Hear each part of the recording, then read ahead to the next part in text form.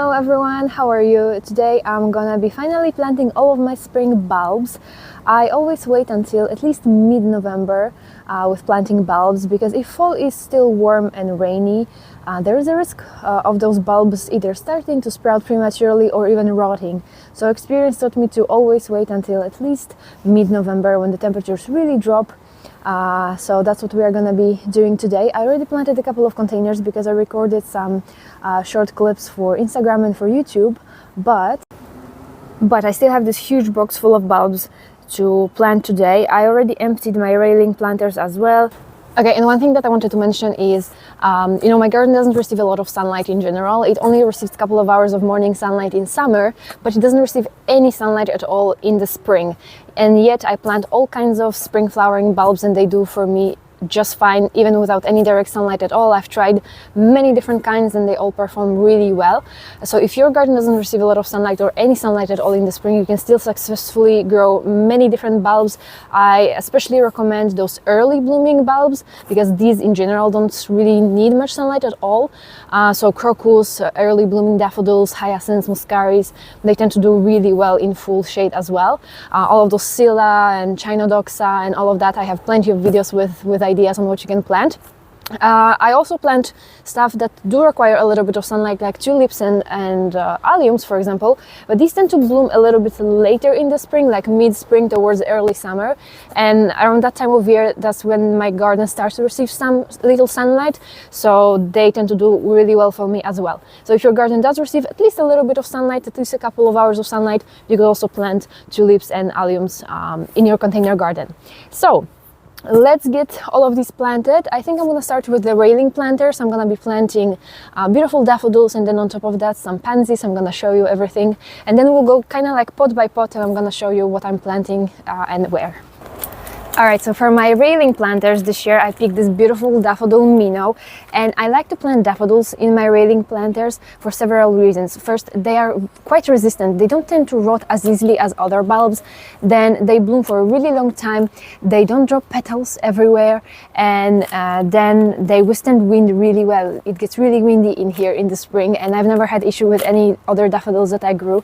In the past I grew daffodil Pippi, Barrenwind, and I think I had Dutch Masters here as well, and they all did really well. So this year I picked this slightly smaller daffodil minnow that produces several flowers from one bulb, so that would be a really beautiful flower show in here.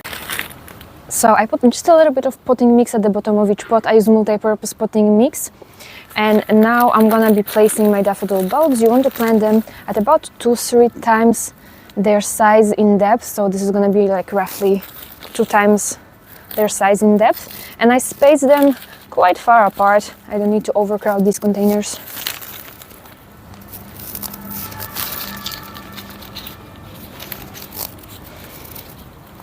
Now I'm gonna cover them with a thin layer of potting mix, just to cover the bulbs.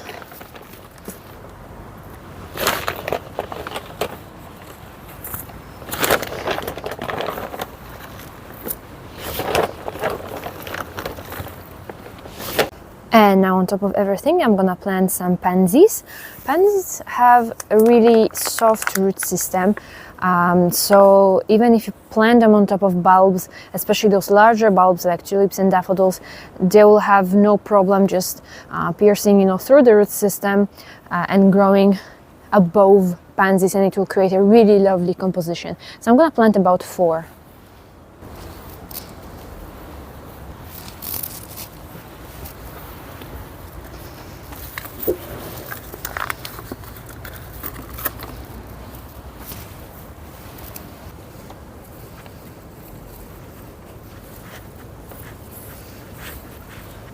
Alright, I added enough soil to cover all the root balls, and then I'm gonna water everything at the end.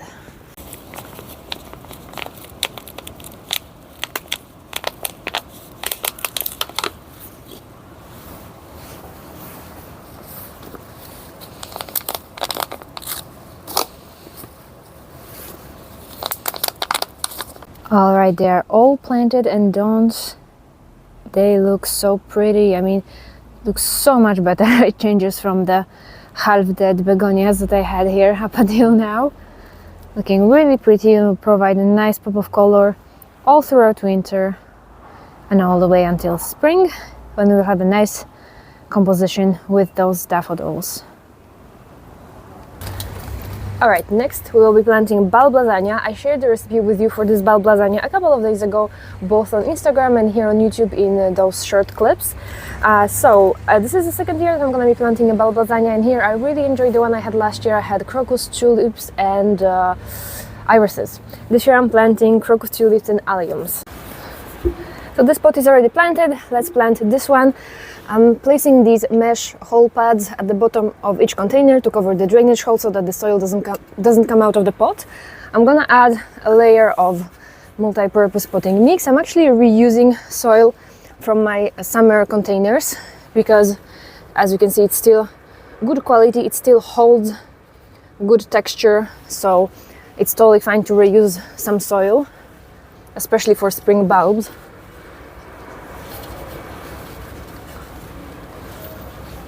You can just add a little bit of compost or worm castings or some organic matter, and it's as good as new. Alright, so the first layer will be tulip, crispy and sweet, beautiful tulip with kinda, I guess you could say, ruffled or maybe fringed petals. Is that a word, fringed? So I'm planting about 10 bulbs. I'm spacing them close to one another, but not touching.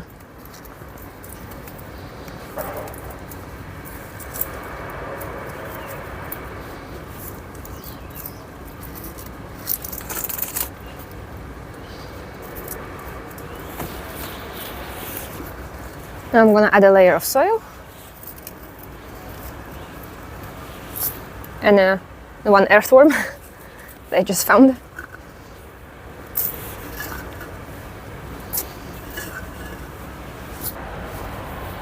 Now my second layer will be this beautiful crocus pickwick. I have 20 in here.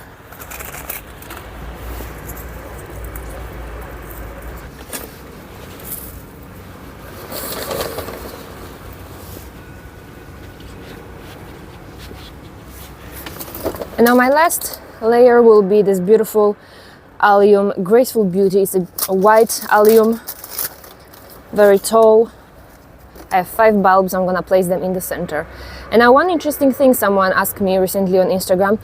In one of my previous videos, I shared that with bulb lasagnas, sometimes it's better to place these smaller bulbs around the rim of the container. And if I were to plant a bulb lasagna where everything blooms at the same time, I would definitely place those smaller bulbs around the rim, because then when all bulbs bloom at the same time, those smaller bulbs could get kind of lost in the center. They'll be overcrowded by larger leaves of those larger bulbs. But in this lasagna, I will first have crocus come up and bloom early spring. Then when crocus will be done blooming, I will have tulips, and then once tulips are done blooming, I will have these alliums grow really tall above the tulip foliage and bloom above that tulip foliage. So in this composition, it makes sense to just place the bulbs in the center because they will bloom one after another, not all at the same time.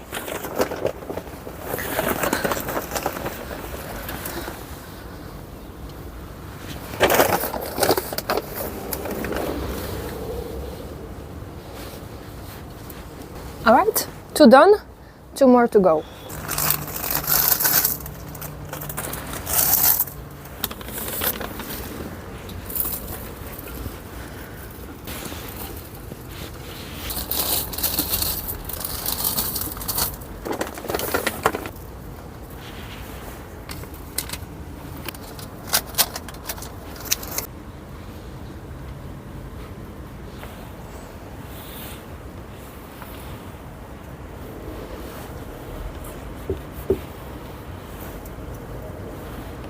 Alright, so next I'm gonna be planting yet another lasagna, but this time I'm planting bulbs that are, first of all, similar in size.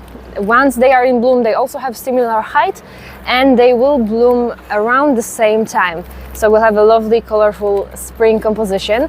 And I'm gonna be using Muscari Mount Hood, which is a beautiful blue muscari.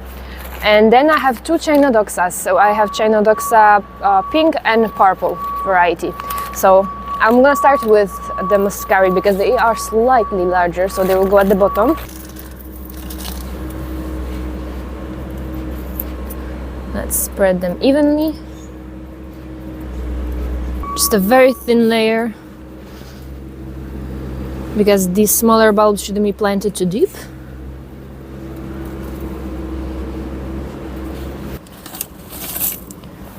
I think I can plant them all at the same level. I have 25 in each packet, but they are fairly small, so they should all fit in one layer.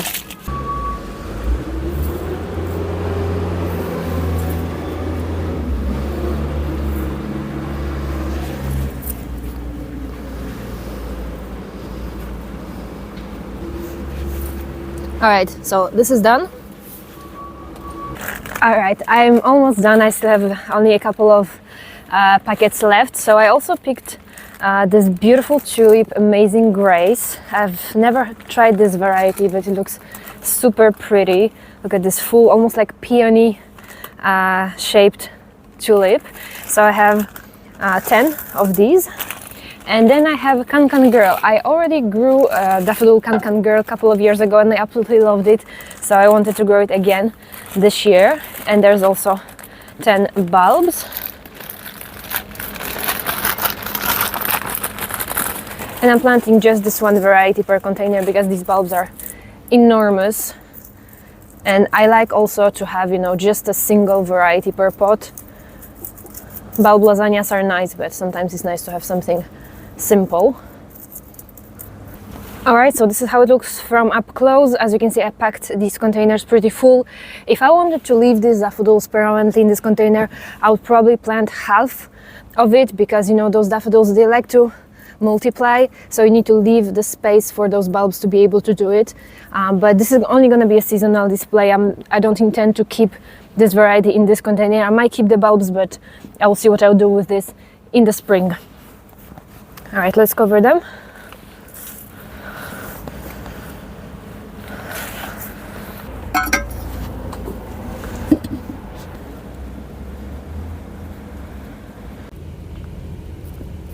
And of course, spring season wouldn't be complete if I didn't plant something in my wicker basket.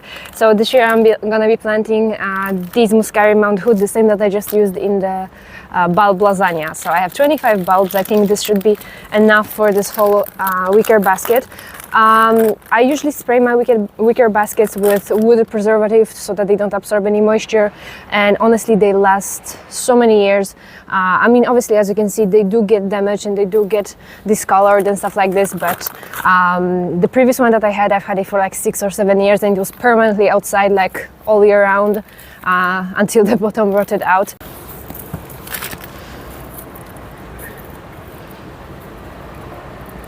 So Yep, this is actually perfect. Just enough bulbs, not too overcrowded either. So that's fine, like this.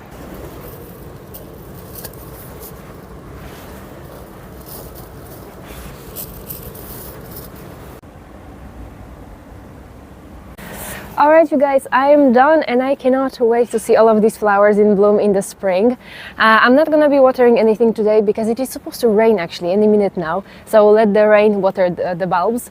But yeah, thanks so much for joining me for this bulb planting day. Hope that you enjoyed it, and we'll see each other again next Saturday. Bye!